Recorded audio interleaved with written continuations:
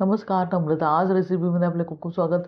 पावभाजी म्हटलं की सर्वांच्याच तोंडाला पाणी सुटते, अगदी लहानांपासून मोठ्यांपर्यंत. पण ही पावभाजी घरच्या घरी बनवली तर आज मी घरगुती साहित्यात आणि अगदी चविष्ट अशी होममेड पावभाजी म्हणजेच घरच्या घरी पावभाजी कशी बनवायची हे पाहणार आहोत.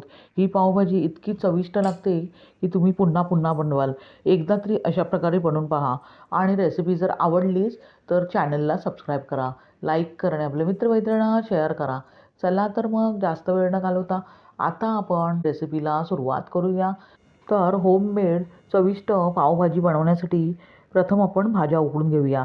त्यासाठी इथे मी कुकर घेतला आहे. आता कुकरमध्ये आपण टोमॅटो, गाजर, बीट आणि इथे मटार मी घेतले आहेत. मटार ताजे मी इथे घेतले आहेत कारण सीझन आहे.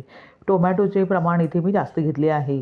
भाज्या तुम्ही कोणत्याही इथे घेऊ शकता किंवा भाज्यांचे प्रमाण कमी जास्त करू शकता. आता आपण भाज्या कुकरमध्ये घातल्यावर लगेच 2 मीडियम साईजचे अशा प्रकारे पातळसर चिरून घेतलेले बटाटे मी घेतले आहेत. ते सर्वच्या सर्व आपण ह्या भाज्यांमध्ये घालूया. आता अशा प्रकारे आपण सर्व भाज्या एकत्र करून घेतल्या आहेत.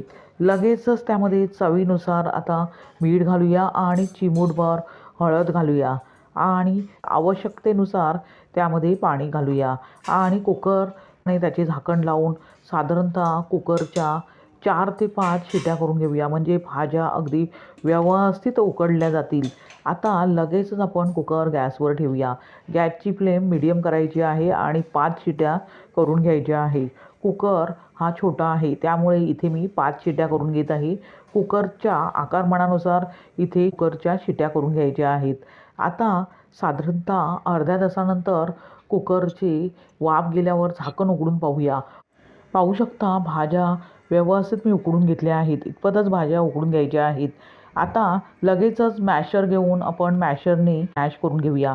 पाहू शकता अशा प्रकारे मॅश करून मी भाज्या घेतल्या आहेत. आता लगेचच पावभाजी बनवायला घेऊया. त्यासाठी आधीच मी गॅसवर एक कढई गरम करत ठेवली आहे. कढई जाड बुडाची असावी. आता लगेचच त्यामध्ये 2 मोठे चमचे तेल घालूया. तेलाचे प्रमाण तुम्ही तुमच्या आवडीनुसार कमी जास्त करू शकता. त्याबरोबरच इथे मी पाव चमचा बटर घेतला आहे. बटर जर घ्यायचे नसेल तर स्किप करू शकता.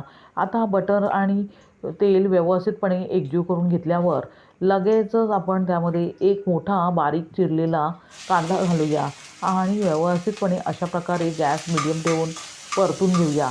इथे कांदा जास्त लालसर परतून घ्यायचा नाही आहे.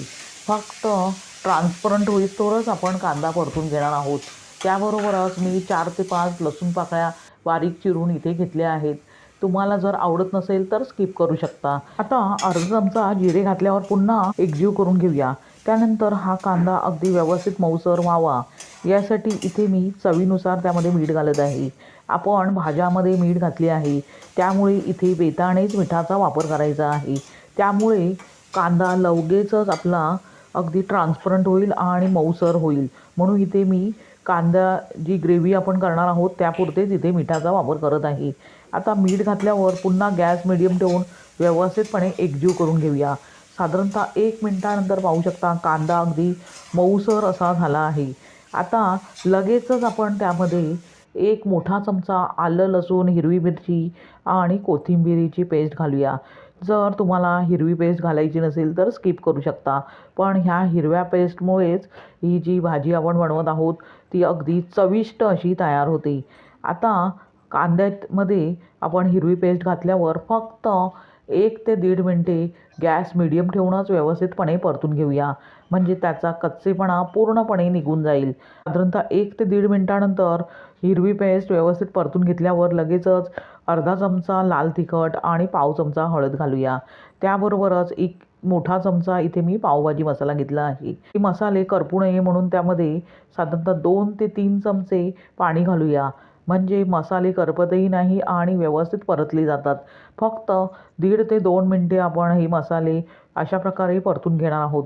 पाहू शकता मसाले अगदी व्यवस्थित परतले आहेत आणि त्याचा सुवास घरभर दरवळतो आहे आणि तेलही मसाल्याला सुटले आहे. लगेचच आपण ज्या मॅश केलेल्या भाज्या आहेत त्या सर्वच्या सर्व आपण या मिश्रणात घालूया आणि गरजेनुसार त्यामध्ये पाण्याचा वापर करायचा आहे. तुम्हाला जितपत पावभाजी पातळसर किंवा जेवढी घट्टसर हवी आहे त्याप्रमाणे इथे पाण्याचा वापर करा. पाहू शकता किती रंग सुरेख असा नैसर्गिक आपण ह्या पावभाजीला आणला आहे, तोही बीटचा वापर करून. अशा प्रकारे बीटचा वापर अगदी पावभाजीत आवर्जून केला पाहिजे. त्यामुळे त्यातील आवश्यक पोषण मूल्ये आपल्या शरीराला मिळतात. मुलांना ही भाजी अशा प्रकारे बनवून द्याच. मुले अजिबात बीट खायला बघत नाही, तेव्हा अशा प्रकारे पावभाजीच्या स्वरूपात भाजी बनवून दिल्यामुळे जी जीवनसत्वे आहेत ती त्यांच्या शरीरात जातील. अशा प्रकारे पावभाजी आपण व्यवस्थितपणे ढवळून घेतल्यावर आता लगेचच गॅस मिडियम ठेवून साधारणतः 5 मिनिटे ही भाजी व्यवस्थितपणे उकळवून घेऊया आणि थोडेसे त्यातील पाणी आटवून घेऊया. म्हणजे आपली घरगुती पद्धतीने चविष्ट आणि चमचमीत अशी पावभाजी लगेचच तयार होईल.